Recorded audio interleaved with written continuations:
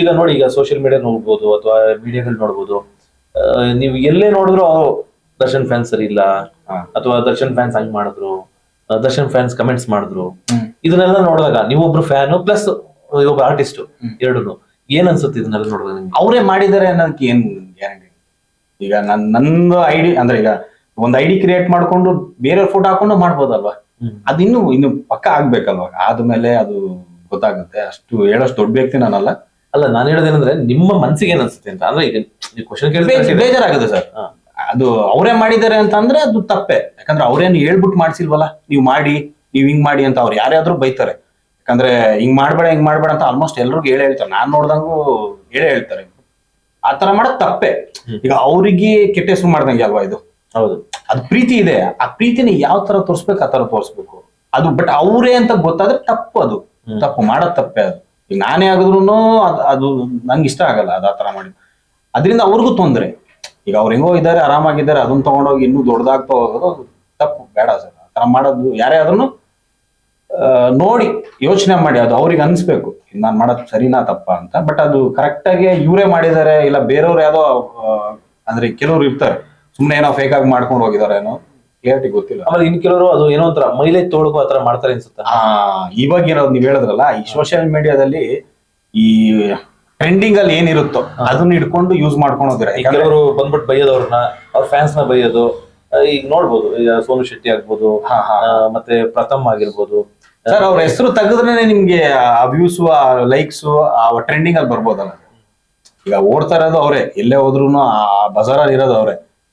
ಅವ್ರನ್ನ ಹಿಡ್ಕೊಂಡು ಇವ್ರು ಈಸಿಯಾಗಿ ಹೋಗ್ಬೋದು. ಯಾಕಂದ್ರೆ ನಿಮ್ಗೆ ಗೊತ್ತು, ಸೋಷಿಯಲ್ ಮೀಡಿಯಾದಲ್ಲಿ ರೀಲ್ಸ್, ಲೈಕ್ಸ್, ಕಮೆಂಟ್ಸ್ ಇಷ್ಟಕ್ಕೋಸ್ಕರ, ಫಾಲೋವರ್ಸ್ಗೋಸ್ಕರ ಅದನ್ನು ಮಾಡ್ಬೋದಲ್ಲ. ಅದಕ್ಕೋಸ್ಕರ ಮಾಡ್ತಾ ಇರ್ಬೋದು.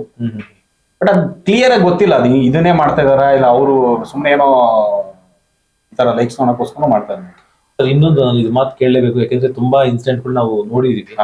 ಈಗ ಡಿ ಬಾಸ್ ಅಂದ್ರೆ ದರ್ಶನ್ ಸರ್ ಹೆಸರು ಹೇಳ್ಕೊಂಡು ತುಂಬಾ ಜನ ಬೆಳೆದಿದ್ದಾರೆ ಅನ್ನೋದನ್ನು ಅವ್ರ ಫ್ಯಾನ್ಸ್ ಹೇಳ್ತಾರೆ, ಮತ್ತೆ ಅವ್ರಿಗೂ ಹೇಳ್ತಾರೆ ನನಗೆ ಹಂಗಿತ್ತು. ಆಮೇಲೆ ಇಷ್ಟು ದಿನ ಫೋಟೋಗಳು ವೈರಲ್ ಆಗ್ತಾ ಇದಾವೆ. ಬಟ್ ಕಷ್ಟ ಅಂತ ಅಂದಾಗ ಈಗ ಅವ್ರು ಬಿಡಿ, ಈ ಒಂದ್ 2 ವರ್ಷದಿಂದ ತುಂಬಾನೇ ಇದಿದೆ. ಅದು ಅವ್ರ ತಪ್ಪಿದ್ಯೋ ತಪ್ಪಿಲ್ವೋ ಅದ್ರ ಬಗ್ಗೆ ನಾನು ಮಾತಾಡಲ್ಲ, ಅದು ಕಾನೂನು ನೋಡ್ಕೊಳತ್ತೆ ಅದೇನು. ಬಟ್ ಒಬ್ಬ ಸ್ಟಾರ್ ಆಗಿ ನೋಡಿದಾಗ ನಾನು, ಯಾಕಂದ್ರೆ ಒಬ್ಬ ನಟನಾಗಿ ನಾನು ನೋಡೋದಷ್ಟೇ ಇವಾಗ. ಬಟ್ ಇದ್ರ ಪ್ರಕರಣದ ಬಗ್ಗೆ ಮಾತಾಡಲ್ಲ. ಆಡಿಯನ್ಸ್ ಗಳು ಏನ್ ಬೇಕಾದ್ರು ಅಂದ್ಕೋಬಹುದು. ನಾನೊಬ್ಬ ಅವ್ರನ್ನ ನಟನಾಗಿ ಅಷ್ಟೇ ನೋಡ್ತಾ ಇರೋದು, ಅವ್ರ ಪ್ರಕರಣದ ಬಗ್ಗೆ ನಾನು ನೋಡಲ್ಲ. ಸೊ ಇಷ್ಟೆಲ್ಲ ಕಷ್ಟದಲ್ಲಿದ್ದಾಗ ಎಷ್ಟೋ ಜನ ಅವ್ರ ಜೊತೆಲಿದ್ರು, ನಮ್ ಬಾಸು, ನಮ್ಮ ಅಣ್ಣ, ನಮ್ ಭಯ್ಯ ಅಂತ. ಅವ್ರುಗಳೆಲ್ಲ ಕಷ್ಟಕ್ಕೆ ಬರ್ತಾ ಇದಾರೆ ಅಥವಾ ಬರ್ತಾ ಇಲ್ಲ ಅನ್ನೋದೇನಾದ್ರು ಅನ್ಸುತ್ತೆ ನಿಮ್ಗೆ? ಯಾರು ಬರ್ತಾ ಇಲ್ಲ. ಅಂದ್ರೆ ಹೆಂಗಂದ್ರೆ ಅದು ಪ್ರೀತಿಯಿಂದ ಅವ್ರು ಏನೇ ಬಂದ್ ಕೇಳಿದ್ರು ಮಾಡ್ಕೊಡ್ತಾರೆ. ಅದು ಅವ್ರು ನಿಂತ್ಕೊಂಡ್ ಬರ್ಬೇಕಿತ್ತು. ಯಾಕಂದ್ರೆ ಈಗ ಒಬ್ರ ಹತ್ರ ನಾವ್ ಹೆಲ್ಪ್ ತಗೊಂಡಿದೀವಿ ಅಂದ್ರೆ ಅದನ್ನ ಸಾಯೋವರೆಗೂ ನಾವು ನೆನೆಸ್ಬೇಕು.